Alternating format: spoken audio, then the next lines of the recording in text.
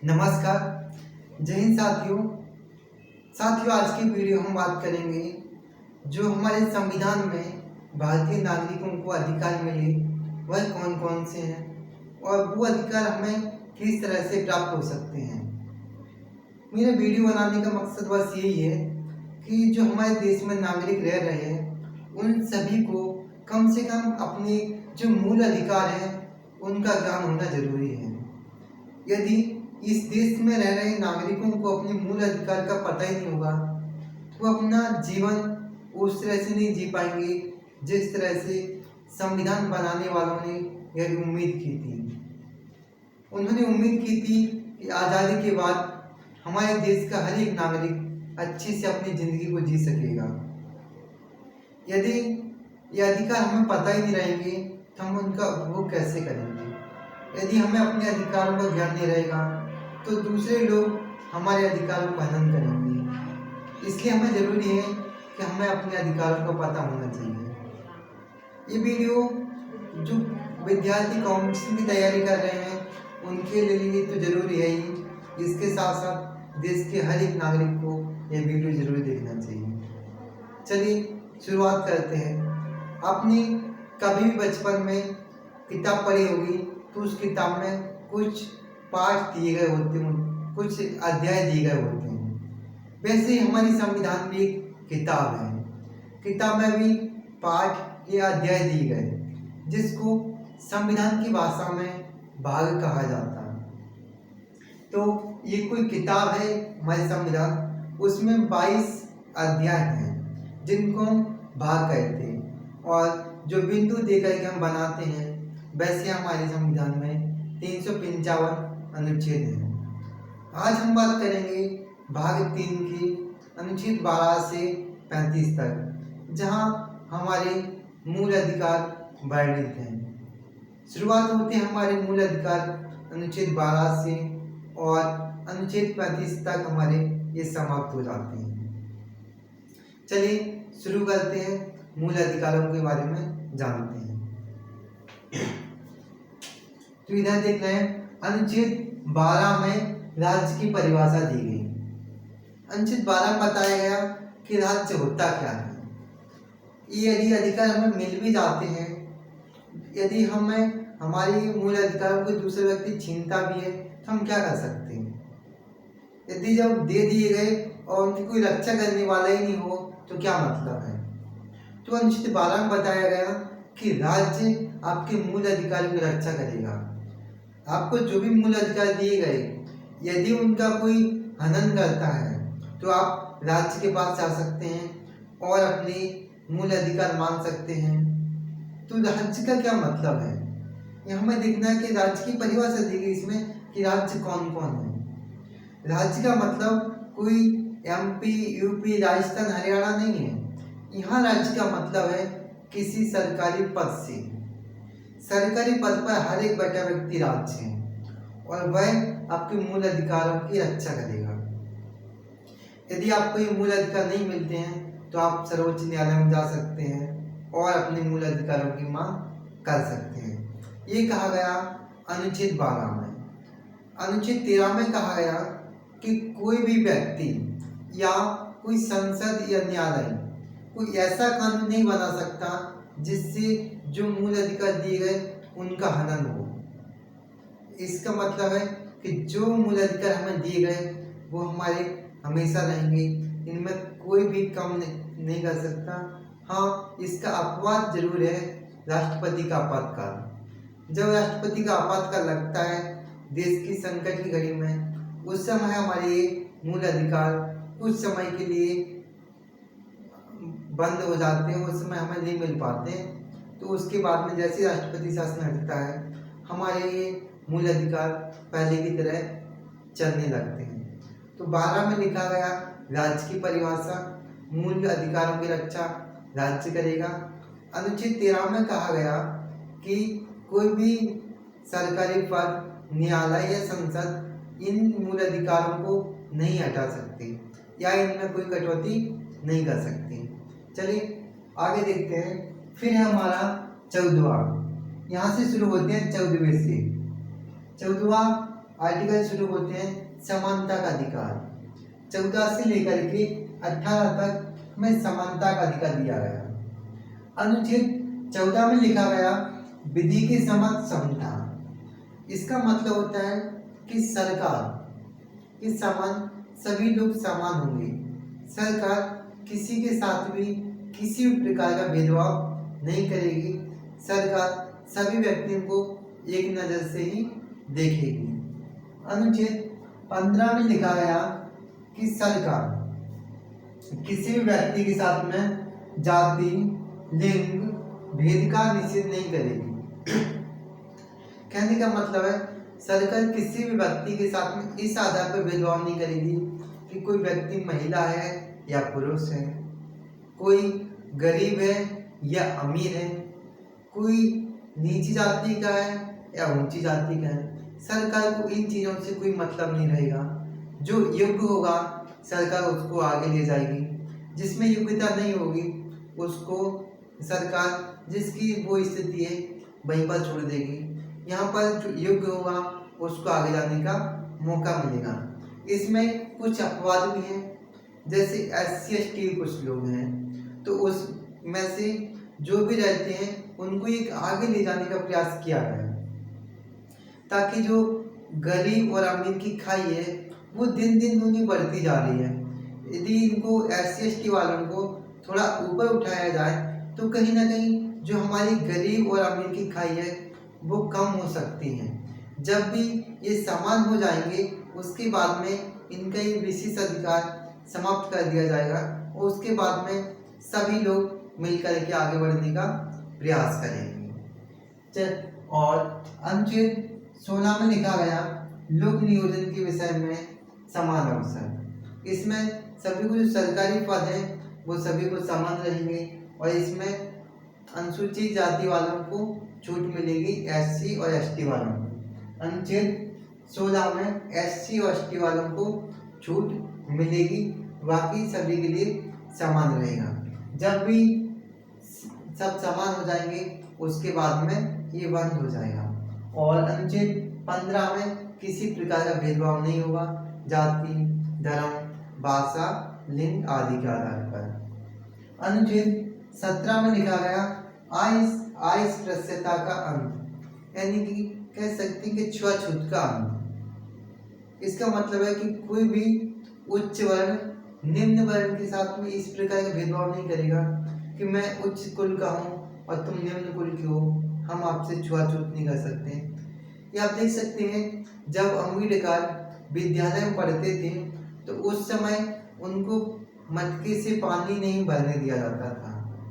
उनको बोला जाता था कि तुम निम्न कुल के हो, तुम नहीं भर सकते, हम उच्च कुल के हैं, ये मटका हमारे लिए ही है।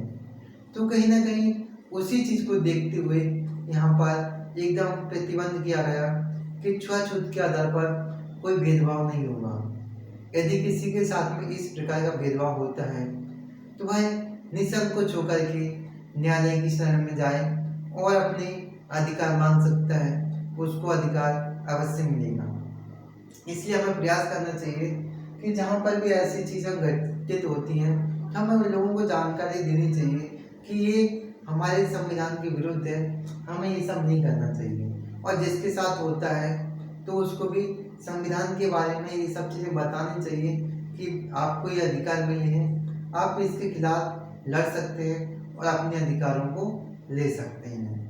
अनुच्छेद 18 में कहा गया उपाधियों का अंत। इसका मतलब है कि सरकार किसी व्यक्ति को उपाधियां नहीं दे सकती। उपाधियां सेना और शिक्षा के क्षेत्र में मिल सकती हैं। जैसे सेना के क्षेत्र में भी कई तरह की उपाधियां होती हैं, शिक्षा के क्षेत्र में भी होती हैं। कोई व्यक्ति यदि PhD कर ले तो उसको डॉक्टर की उपाधि मिल जाती, ये उसमें नहीं है। यदि कोई व्यक्ति प्रधानमंत्री या मुख्यमंत्री किसी भी व्यक्ति को खुश होकर के उपाधि नहीं दे सकता, जिसकी जो योग्यता रहेगी, जैसे PhD का मैंने उदाहरण दिया, यदि वो योग्यता करके उसको प्राप्त करता है तो उसको डॉक्टर की उपाधि मिल जाएगी। ये कुछ थे हमारे समानता के अधिकार। उसके बाद में हम देखते हैं स्वतंत्रता के अधिकार। स्वतंत्रता के अधिकार अनुच्छेद 19 से लेकर के 22 तक में जितनी भी हमें अधिकार मिले हैं, इन सबसे महत्वपूर्ण अधिकार है 19, आर्टिकल 19 में जो अधिकार दिए गए। आर्टिकल 19 में 6 तरह के अधिकार हमें दिए गए। पहले हमको 7 अधिकार दिए गए थे, लेकिन एक अधिकार यहाँ से निकाल दिया गया है, संपत्ति का अधिकार। उसके बाद में उसको अनुच्छेद 300 के काम में विधिक अधिकार बना दिया है, कानूनी अधिकार। अब हमारा मूल अधिकार नहीं है। देखते हैं 19A में। 19A में लिखा गया बोलने की स्वतंत्रता। सभी व्यक्तियों को अपनी जो भी विचार हैं अभिव्यक्त करने की स्वतंत्रता है। बस वो विचार भड़काऊ नहीं होने चाहिए, वो समाज कल्याण में होने चाहिए, तो वह व्यक्ति अपने विचारों को सभी के सामने रख सकता है। अनुच्छेद 19 के बी में कहा गया सभा करने की स्वतंत्रता। जब व्यक्ति को बोलने की स्वतंत्रता मिल जाती तो बोलेगा किससे? सभी लोगों से बोलेगा। तो जब सभी लोग इकट्ठे होंगे तो उसको सभा बोलते हैं। तो वो सभा करने की स्वतंत्रता हमें अनुच्छेद 19 की बी में दी गई है। ये सभा 1919 में भी हुई थी, 13 अप्रैल 1919 जलियांवाला बाग में। आपने देखा होगा उस समय भी सभी देशभक्त शांतिपूर्वक तरीके से सभा कर रहे थे, लेकिन जनरल डायर ने आकर के उन सभी को गोलियों से मरवा दिया। कई लोग वो कुएं में कूदकर अपनी जान दे दी। इन्हीं चीज़ों को ध्यान में रखकर हमें ये अधिकार दिया गया अनुच्छेद 19B में कि लोग शांतिपूर्वक अपना जो भी सभा है उसको कर सकते हैं। बस इसमें कोई शस्त्र वगैरह नहीं होने चाहिए, निशस्त्र होने चाहिए। अनुच्छेद 19 के सी में कहा गया संघ बनाने की स्वतंत्रता। जब एक सभा बन जाएगी तो धीरे धीरे सभा में लोग जुड़ते आएंगे और उसके बाद में एक संघ बन जाएगा। तो हमें संघ बनाने की भी स्वतंत्रता दी गई है। आज के समाज में भी कई जाति के नाम पर संघ बने हुए हैं, कई धर्मों के नाम पर संघ बने हुए हैं, अलग अलग तरह के संघ बने हुए हैं। ये अधिकार उन्हें अनुच्छेद 19C के तहत मिलता है कि कोई व्यक्ति किसी भी तरह का संघ बना सकता है। अनुच्छेद 19 के डी में हमें स्वतंत्रता दी गई आवागमन की स्वतंत्रता। कोई भी व्यक्ति पूरे देश में बिना किसी परमिशन के आ जा सकता है। पहले धारा 370 के पहले हमें कश्मीर जाने की आज़ादी नहीं थी, लेकिन जब से अनुच्छेद 370 हटा उसके बाद में कश्मीर को केंद्र शासित प्रदेश बना दिया गया। उसके बाद में हम सभी लोग जम्मू कश्मीर भी आराम से जा सकते हैं, कोई वीज़ा की आवश्यकता नहीं। ठीक, ये था हमारा अनुच्छेद 19 के डी में आवागमन की स्वतंत्रता। अनुच्छेद ई में है आवास की स्वतंत्रता। कोई व्यक्ति यदि राजस्थान का है, उसको लगता है कि उसको महाराष्ट्र जाना है, तो वो आराम से महाराष्ट्र में जाकर के प्लॉट खरीदे, मकान बना करके रह सकता है।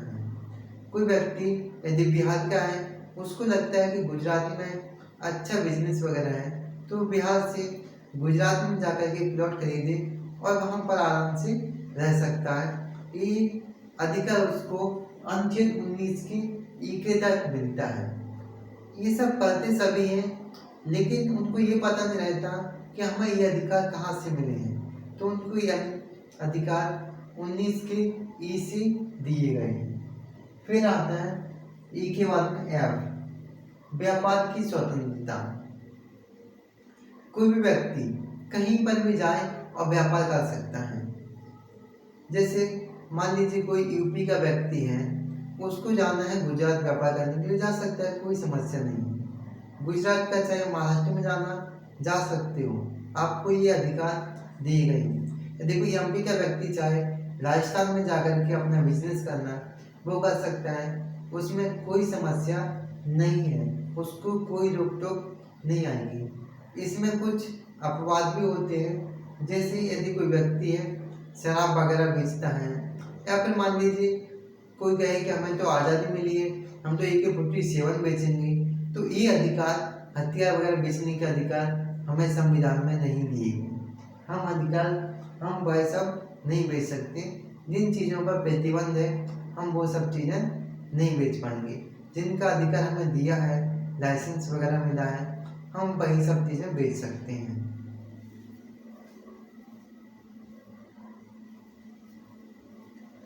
फिर अगला है हमारा 20वां। ये 19 आपको समझ में आ गए होंगे। पहले ए में है बोलने की स्वतंत्रता, आप बोलोगी, उसके बाद में सभा करोगे, सभा करने की स्वतंत्रता। सी में संघ बनाने की स्वतंत्रता। डी में आवागमन की स्वतंत्रता, आप कहीं भी आ जा सकते हैं। ई में आवास करने की स्वतंत्रता, आप कहीं भी रुक करके आवास बना सकते हैं। और एफ में है कि आप कहीं भी व्यापार कर सकते हैं, बस वो व्यापार एक अच्छा होना चाहिए, नशीले पदार्थ नहीं होने चाहिए या फिर कोई हथियार वगैरह नहीं बेच सकते। फिर है अनुच्छेद 20, अपराधियों के लिए दोष सिद्धि के संबंध में संरक्षण। इसमें अपराधियों के लिए भी कुछ अधिकार दिए गए हैं। जैसे एग्जाम्पल के तौर पर देखते हैं, कोई एक व्यक्ति है, उसने चोरी की और चोरी करने के बाद में उसके खिलाफ FIR होती है और उसको व्यक्ति को पुलिस उठा करके थाने पर लेके जाती है। उसके बाद में उसको ये पुलिस वाला 24 घंटे के अंदर उस व्यक्ति को जज के सामने लेके जाएगा। तो उस समय जज उस व्यक्ति को ऐसा सजा नहीं दे सकता कि इस व्यक्ति ने जिन हाथों से चोरी की इसके वो हाथ काट दिए जाए। आज के संविधान में, आज के न्यायालय में ऐसा प्रावधान नहीं है। इसका कहने का मतलब है कि उस व्यक्ति को उसी के अनुसार सजा मिलनी चाहिए। जिस समय उसने गलती की थी उस समय क्या कानून था, उसी के हिसाब से उसको सजा मिलनी चाहिए। आज के समय में जो सजा का प्रावधान है कि कोई व्यक्ति चोरी करता है तो उसको लिए क्या सजा मिलनी चाहिए, उसी के अनुसार उस व्यक्ति को सजा मिलेगी। न्यायाधीश ऐसा नहीं कर सकता कि किसी व्यक्ति ने चोरी की और उस चोरी करने के बाद में उस न्यायाधीश को लगता है कि ये व्यक्ति मेरा बचपन का दुश्मन है या मेरा पड़ोसी दुश्मन है, तो इसको हम 4 बार फांसी की सजा दे दें। ऐसा न्यायाधीश नहीं कर सकता। संविधान में लिखा है, संविधान में स्पष्ट लिखा है, हर व्यक्ति को वही सजा मिलेगी जो उस समय जिसने अपराध किया है उस समय कौन सी सजा का प्रावधान था। न उससे पहले वाले के अनुसार सजा मिलेगी, न उसके बाद में जो सजा बनाएगा उसके हिसाब से मिलेगी। जो अभी है उसी के अनुसार सजा दी जाएगी, न पहले वाले के हिसाब से न बाद वाले के हिसाब से। आपको अनुच्छेद 20 में समझ में आ गया होगा, ये अपराध के संबंध में दिया गया है। तो एक बार देख लेते हैं, फिर से रिवीजन करवा देते हैं आपको। अनुच्छेद 20 में परिभाषा देगी राज्य की।